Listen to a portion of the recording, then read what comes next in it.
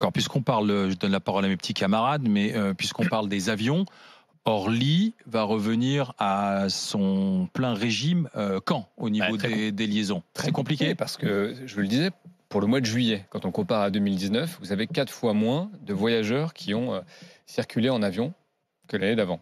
Donc la reprise, elle est progressive, mais il y a toujours de l'anxiété à prendre l'avion. Il y a toujours la clientèle loisir est revenue assez bien. À peu près 50% sur les vols domestiques, en moyenne, un peu plus sur certaines destinations. Mais la clientèle d'affaires, la clientèle pro, et c'est vrai aussi d'ailleurs pour le TGV, tarde à revenir. On a aujourd'hui du télétravail, on a des entreprises qui recommandent à leurs cadres plutôt de modérer leur voyage. Vous voyez, ça reprend très doucement. Et évidemment, le dimensionnement par les opérateurs du nombre de trains, du nombre d'avions, se fait au regard de la fréquentation qui est Et puis observée tant ou qu'il y aura des anticipée. restrictions aussi de circulation entre les pays, ça impacte aussi Alors ça. ça c'est vrai, il y a la dimension frontière et puis il y a la dimension de confiance.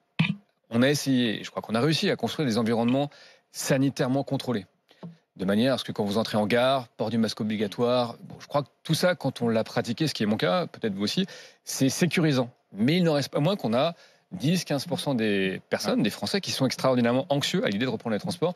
Et donc, il faut Et travailler et sur ces ce masses dans sujet-là les aussi. transports, ça va durer combien de temps encore, en fait?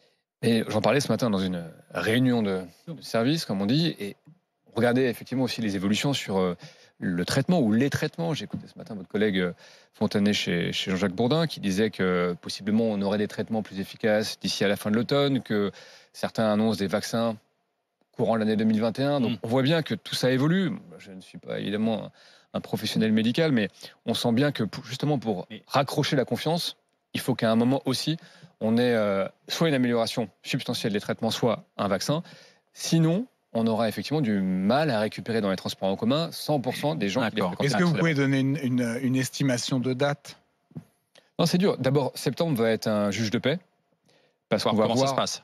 D'abord, les gens ont besoin de prendre les transports en commun On va pour la pas passer plupart. notre temps à vivre masqué.